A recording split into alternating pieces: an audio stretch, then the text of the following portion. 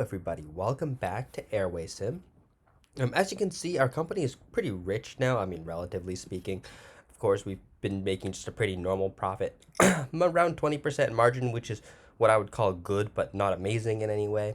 And it's mostly just because we're still growing, right? Our actual margin is probably going to be much higher, but once again, we just have a lot of routes with relatively low image, specifically long haul routes with low image, which obviously does not make as much money as it could in the future. So, with that in mind, we have a lot to do today because I've been studying for an exam for the past couple of days, but I have been coming on occasionally to buy aircraft. So, we do have a good number of aircraft to use.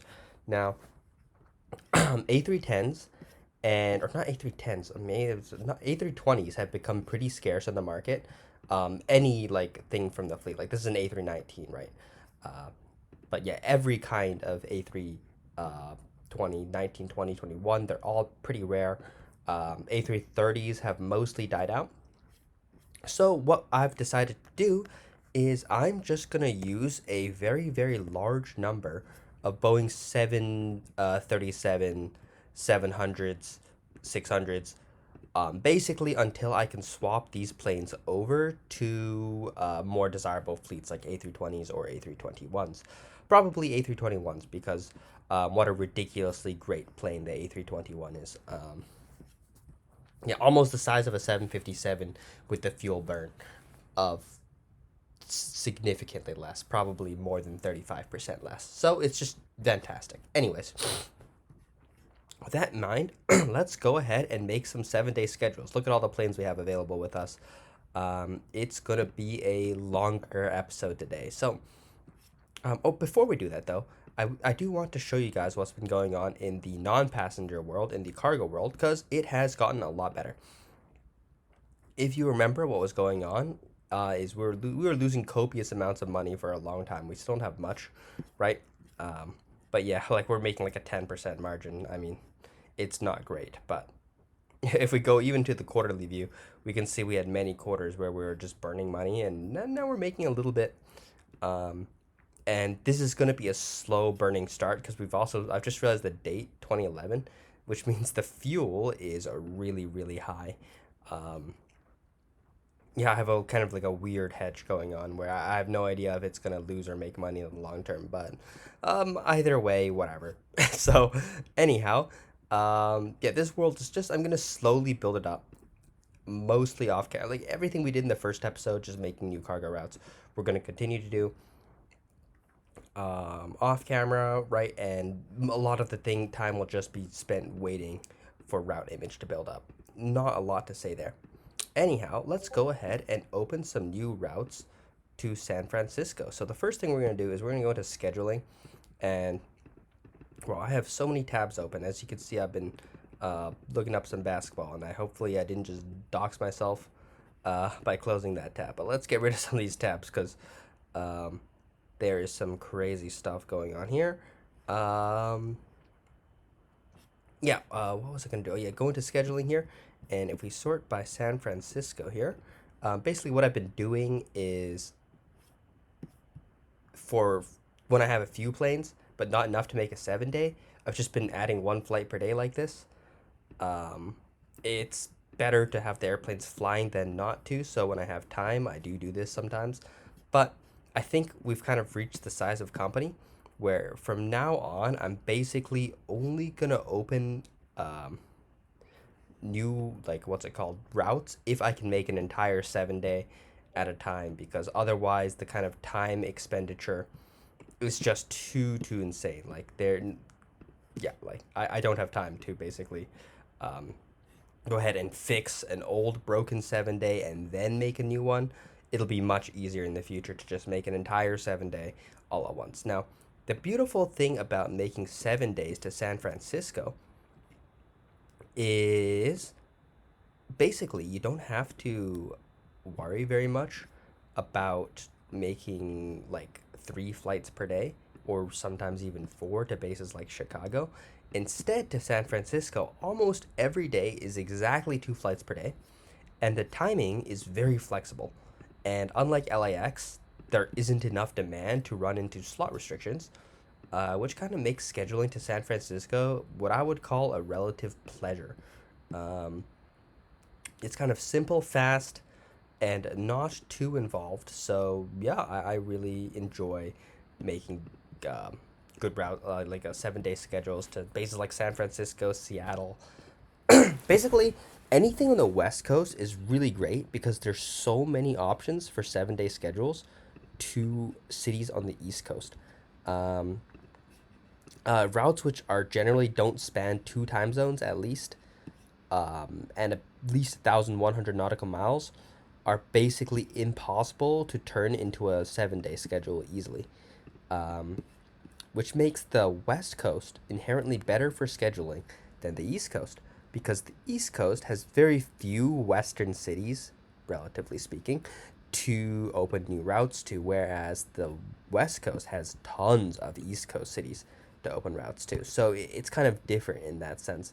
Um, However, that being said, that doesn't stop Atlanta or Chicago from being a couple of the best possible passenger bases in the game, just based off the sheer like volume. Of course, London Heathrow reigns like superior above all of these by such a wide margin. It's not even doesn't really feel fair, but that's kind of just the way it is.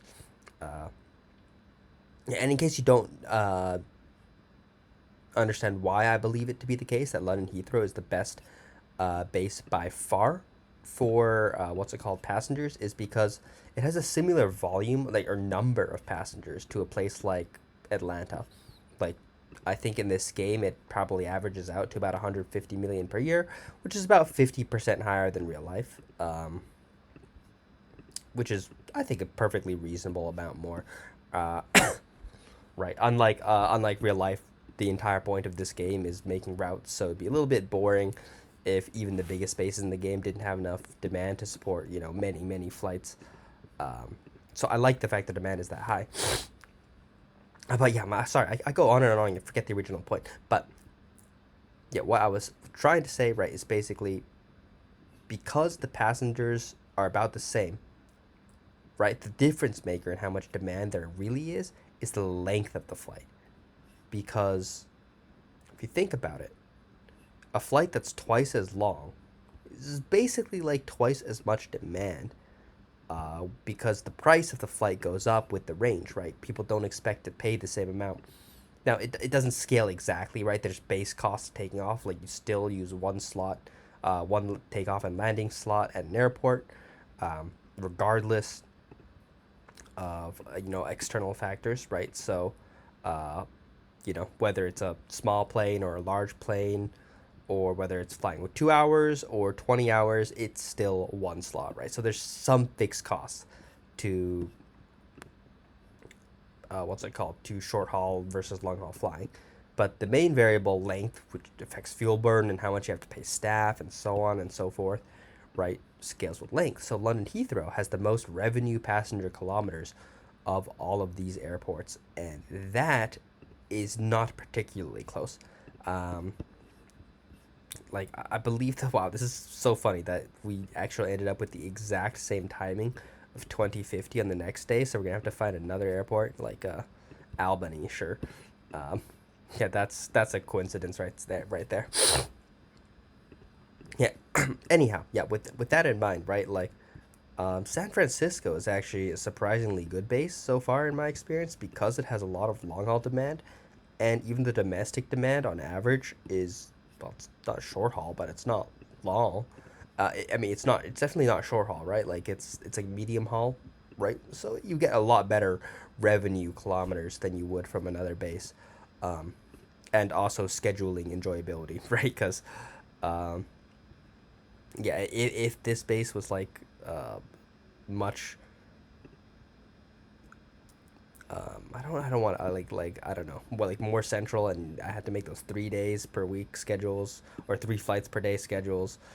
I definitely wouldn't be as happy about it. I wouldn't be unhappy, right? Because the game is the game. It is how it is. You know what I mean? Like, um, if you don't like scheduling, why play AirwaySim, right? So, oh, Wichita, perfect. This is like the perfect length route I'm looking for. It's pretty funny that I ordered an A321 with some. Oh, not this one, but I've ordered some with some, what's it called?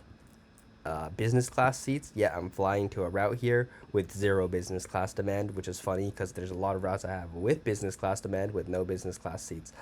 It is, for some reason, just something that is harder to line up than you would think. And I really need a longer flight here because, as you can see, we're running early. Like these takeoffs are happening at like 5. I wonder if I could run something much longer and not be too late. Let's try something 1700 nautical miles because this seems to be a very common range. There's a lot of routes just around 1800 nautical miles, and if I could repeat this without going too late in the day, that would be great. Let's go 1105. It's 2210, so now we'll be taking off too late. So we've kind of gotten ourselves into a funny time crunch here. So we'll go with Northwest Arkansas. That should fix things. Yeah. One thing I've noticed that's really great about flying U.S. domestic demand is, especially on these bases where it's like 1 flight per day, the cargo demand is extremely profitable for what's it called? A320, because like A321 can carry a significant amount of cargo, and it makes it so that these A320s. Oh, I messed up the timing a bit here. It's 11:15. We took off at 11:05. Small difference. I wouldn't worry too much about if you ever overschedule something like that by a few minutes. Never worry about it. It's fine. Yeah, anyhow, right? Like the cargo is contributing in some cases 40% of the profit of the entire flight. Yeah, and the result is basically that we can, without much fuss at all, be extremely profitable on these A321s. It's great. Like, I will say it's extremely hard to get a good number of A321s. I kind of regret not going for Boeings, like 737s, but like I didn't really know which generation I would want to go in that case. Like, would I want to fly NGs or something else? Like, I wasn't really sure. So yeah, anyhow, let's look for like a medium flight, like length flight again. As you can see, the demand here is starting to run a bit thin, in the sense that these are just barely enough. This is just barely enough demand for an A321, which is perfectly fine because there is enough demand, and I don't know if there'll ever be enough for me to add another flight versus a larger A321 model, like a A321neo or something like that. But if there is, and that day comes, we can also add another much smaller A320 model, like an A320 regular, or use some of these like infinite A319s I've been building up. I don't know what I'm gonna do with all these A319s, by the way. We have so many. And so many, like the 767s, or not the 767s, the 737 600s. I do know what I want to do with them. I basically just want to apply them to just like normal routes, right? Where it's pretty easy to fly 2 of them. Like there's like 300 demand on a route, right? Then we'll fly it on that demand. Or we just fly on a route where there's much more demand, like there's 200 demand, enough for a A321. And we just don't fill all that demand until we upgrade that route to an A321, and then we can reassign that aircraft for somewhere else in our airline. Yeah, luckily moving planes around is not too hard. It is very tedious once the airline gets large, but for now it is not a problem. Yeah, because like we have so few flights everywhere that, yeah, just not too big of a problem. Let's see if we can open like a little short haul route here. A lot of the short haul routes have a lot of competition relative to the longer ones, thanks to the fact that people kind of have little gaps like this in their schedule and just are like, oh, what can I put there? And they find a little short haul route. But it looks like it wasn't too hard to find something to fill that demand, so that's pretty good. Let's see, what time is this? We have to make it 1 hour, so we have to make it before 21, basically. Let's see if we can do it, or if this flight is too long. And we make it at 21:40, so what if I slid this all the way back to 11:30? 11:30. Let's go ahead and slide that in. And now we have made half an hour. We can make the turnaround time 10 minutes shorter. So this can now be 16:30. And that's good enough. Like 65-minute turnaround time. No problem there. Like, especially if you're only doing it like once a week. You probably won't ever run into delays because you do that. It's only when you like repeat it across like an entire week of flights, then you might run into some problems. But let's see how many A321s I have before I have to start using A319s. It's pretty funny flying what's it called, a 7-day schedule where some of the planes are A319s, some of them are A321s. It's like I think right now this is the biggest medium plane available, except for the 757-200.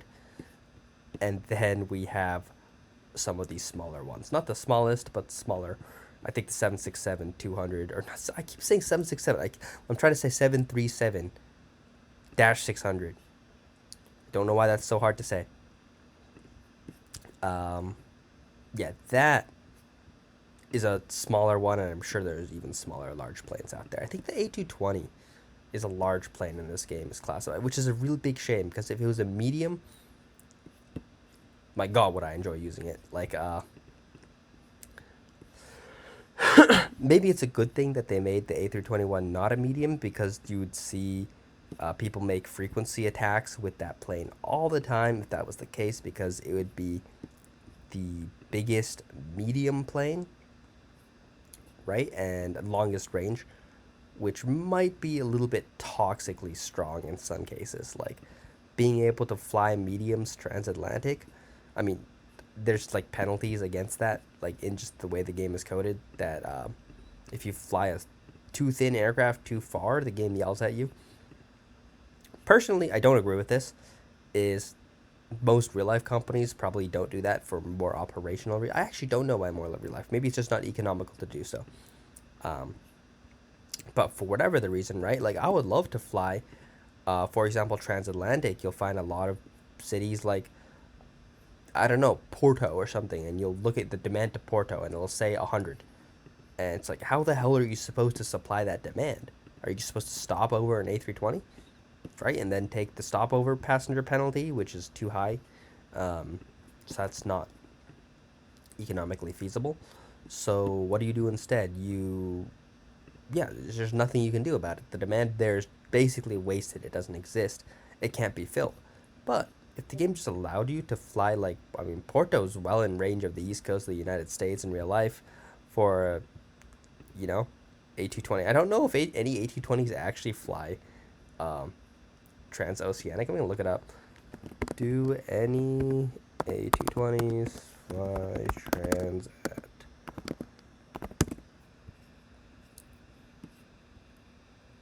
Breeze Airways has asked for permissions to fly the, A220 transatlantic, because I know theoretically it can, like, it has enough range and payload and that kind of thing to make the trip. The real question is, can it get certified, I guess? Whether it's deemed safe and it has enough fuel leeway or that kind of thing, right? But I'm sure they wouldn't let it fly that far if it wasn't. So if it ever does, that'd be really cool. Yeah, imagine flying a 5 across plane transatlantic. I mean, I would do it. I don't care. Like, that'd be hella funny. Like, it might be a little cramped because the walls would be, like, curving in faster and that kind of thing. Like, it's just a smaller fuselage. It's not going to be as comfy as a wide body, and maybe that bothers people, but if that was like $200 cheaper, I mean, I wouldn't care. Like, in fact, for a much lower price difference, I would take the plane difference. You know what I mean? Because here's what I've never understood about high classes in airplane travel is even the longest flights I've taken. Like, I've taken 14, 15-hour flights before. I mean, I'm sure there's longer and it gets worse, but I've never felt like it's a seat. You're sitting in a seat for a time. It's not the biggest. I'm not a small dude. I'm not a big dude. I think I'm like 182, which is just about 6 feet. So like nothing is so uncomfortable about the seat. This experience is terrible. The only real thing I think is a problem is boredom, right? Like, so it's like, why would I spend so much more to get a better seat in the airplane when I could just get better experiences at my destination, right? I would much rather spend less on the airplane and spend more in the hotel, because like the money on the ground is just going to go a lot farther. Like, you get a better hotel, might cost 100 a night more compared to the better airplane seat, which costs 1,000 more. So you could get 10 nights of hotel. And then the one that always gets me is I love food, right? So it's like, okay, I could pay more for this slightly better airplane food, which I can barely taste because it's high altitude, that kind of thing. Or I could just get better food at my destination, which is probably one of the reasons I traveled in the first place, is to go eat local tasty food. Yeah, pretty silly for me for liking that as a reason, right? But like, yeah, genuinely, I'm not lying when I say I would travel just to certain places. Like, I'm planning to go to Japan at some point, literally just to go eat Japanese food, because I live on the west coast of North America, and we have great Japanese food. So I can only imagine it gets better Japan, and I love that food. So logically speaking, that's something that'd be great to do. Anyways, let's open a 7-day schedule for the Boeing 737s. Now, once again, I'm just gonna pretend they're A321s, right? They have about the same range, so why not? The nice thing is I can go and just like compete on routes like this. Boom, you are an A321 in the future, but for now you are perfect size. And in the future, demand will grow, right? So it's not like that's a problem either. One thing I'm curious about is, are these the same speed? I think I checked. I think the reason I was okay with using the Boeing 737 in place of A320 is they're the identical speed and turnaround time. And I don't know if that means is when I move these, they'll all be minute perfect schedules as well too. Now, in case they're not, I'm gonna make sure every single time I fly like to a time that might be bad. Like if I'm landing at 5 a.m., 4:55 is not okay, right? I'm just gonna make sure I land at like 5:10 or something. So even if I transfer the schedule and it wasn't exactly as I expected, it'll still be completely fine in that department. And yep. And anyways, also you might notice I've been scheduling San Francisco before Charlotte, and the simple reason for that is, well, San Francisco has more demand, right? And B, it has more competition, so I would expect people to try to open these routes first in comparison to Charlotte or whatever. One thing I will say is I really do wish I started in a bigger airport now. It's just when I started, I didn't know that I would get this into it.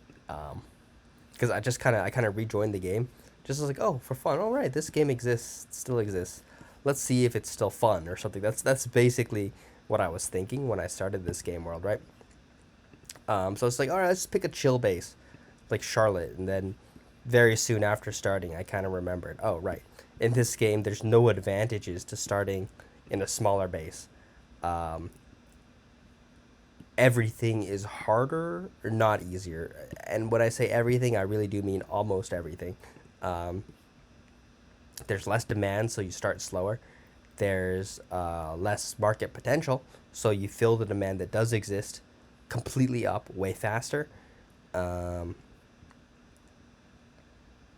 And yeah, like the main thing, right, is, and like for bases like as big as Charlotte, still it still gives you exorbitant slot costs, and I really think this should be changed. Is they really should more distinctly punish larger bases with high slot costs than like medium bases. I mean, like, I know Charlotte's a big airport, right? But I mean, why the hell is Charlotte being charged the same slot prices or close enough to LAX? You know what I mean? Like at the beginning of the game, I was paying 3 million a week per slot. I know the biggest space would probably be paying 5 million per week of slots, right? But I really think these costs are too high for the like more medium airports of the world. And I mean, like I've never liked the high slot costs at the beginning, right? If you ever played this game, if you start at the beginning of a new game world, this is immediately removed after the start of a new game world. So I don't know why it's only applied to the very beginning. But at the very beginning of any new game world, slots are the biggest cost restriction, which punishes you for doing two things: flying short haul, right? Medium and long haul are much better unless your short haul routes have so much demand that they are immediately full. Basically, if you're flying from Tokyo Haneda, right? These are very short haul routes, which are inefficient for slot money, right? But because Haneda has some route pairs with like 10,000 demand, on literally day one, those flights are full or close enough to it. And everybody else, when they make new flights, right, they start like 60% load factor. If they're like medium haul, or even like 40 if it's like long haul. Right, so like besides like very rare exceptions like Canada with the 10,000 demand route pairs, if you fly short haul, I made this flight for the A320. That is so annoying. Okay, I think I know what to do about this. We're gonna go into yeah, these are A320s. These are A319s. Okay, this one has enough range to accept the flight. So, and this plane is in Charlotte. So let's go ahead and rebase you to San Francisco. I really hate doing this, but this is one of the worst parts about having two different fleet types. Is I'm gonna do this so many times, like over like the course of all the scheduling I need to do. It's gonna get so tiring at some point. Let's refresh this. Also, don't ask me why refreshing doesn't work. I forget. It's easier. You have to redo it. I don't know. If you refresh the page, the game just breaks. Don't ask me why. It's been like that for years. And yeah, okay. Now we finally converted these to Boeing flights. Basically, oh my god. Really, I really wish that the flights didn't come with a pre-assigned aircraft, and instead it was just like, well, you can assign that flight to anything and it works, right? And it'll just use the default turnaround time. But I guess there's probably something I'm not thinking of there, or it just hasn't been implemented because of the long queue of things that need to be implemented, and that just wasn't really the priority, which I completely understand. Anyhow, with this in mind, I'm thinking about what my next base should be. And I was originally thinking LAX should be my next base because LAX has great amounts of demand and limited slots. But I kind of realized something is that if I start in LAX now where there's a plane shortage, I'm only going to be able to grow real slowly out of LAX anyway, which means I'm not going to make much of a dent on the slots before they're full or something like that, right? So I actually think that it would probably be smarter for me to move into LAX after a major death of a competitor, or just later on over time where I have a very large airline and therefore I can order a exceptionally large amount of aircraft at any one time and just kind of move in with like 100 aircraft in a day and just use the off-hour slots to a good extent.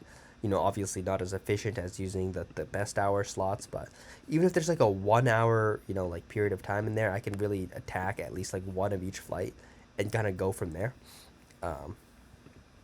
We'll kind of see. Like the third option, right, is that there's just enough slots in this world so that no airports end up slot restricted. That doesn't seem too likely, but hey, it's not impossible, right? It's never impossible that, Sammy's feeling generous. He typed 2.0 into the slot selector when start of the world. I genuinely believe that the slots are such an important factor in AirwaySim that Oh, I almost did the Airbus thing again. That would be really, really nice if Sammy at the beginning of the game world announced the slot multiplier before the world started, because it is so important to the kind of playstyles that work. Right. In a world with no slots, flying a passenger airline is going to be extremely miserable unless you manage to lock the slots of the airports that you want. Then it'll be really fun. So, yeah, if you see that there's a limited, very limited slot world, then instead of playing the way you normally might, like what I'm doing now, which is starting in smaller bases and moving my way up to bigger bases, not because it's easier, but because it's a challenge and it's kind of interesting to kind of start not ahead, right? The airline I'm flying right now is in no way, like in no means having a lead over other airlines in this world, but the fact that there's ground to catch up and it'll take me time to get to number one is a little bit more fun than just starting number one and staying there, in my opinion. I mean, maybe this is just a me thing. But yeah, I've always enjoyed like airway games more before I reach number one, and once I get there, I kind of don't know what to do anymore, because then you just try to stay there by a larger and larger margin, right? Which is fun, but it has like diminishing fun. I don't know why. Anyhow, that's why we set the goal to break these two records for passengers and cargo, right? Because then we'll have something continuous to chase, and we can. And once we get there, we will have honestly played so much game that's probably enough. Oh, we assigned this to the wrong day, but yeah, like I think I really got to go around and ask what is the all-time like concurrent or like weekly or whatever time frame we want to use like passengers. Did I close that route instead of removing from schedule? Yeah, I did. Okay, let's open a new route to Wichita before we get really confused as to why our 7-day schedule isn't working. So there we go. And let's go ahead and find the overnight flight. Probably something in the 1,700 nautical mile range, but I think we're kind of running low on those kind of flights because that's what we've been looking for so far. But no, there are still more. And this is the really nice thing about opening flights to American hubs, is when the data was collected, basically for some reason the way the cookie crumbles is every single route to almost every single American city, without exception, has enough demand basically to fill a 737 A320 to a lot of the bases in the U.S. The only thing is once you get to big enough bases, you start to get more than a daily 737 or daily. Of course, once you get to a certain small like level of base, also this pattern is gone, so kind of ignore that. But like in these like airports of range, like anything smaller than Denver but like bigger than Miami, every single damn city that exists has great demand, which is really crazy if you think about it, like as a reflection of real life. But it also just makes the game really, really easy because I don't have to think when picking these cities. I just click on it and I know there'll be demand. I also don't have to check because for some reason, and well, not for some reason, I know why, myself included, we all do everything in order, right? So nobody ever fills up the fourth page and then not the third page. I've genuinely never seen that, which means, well, you can just go in order, never worry about,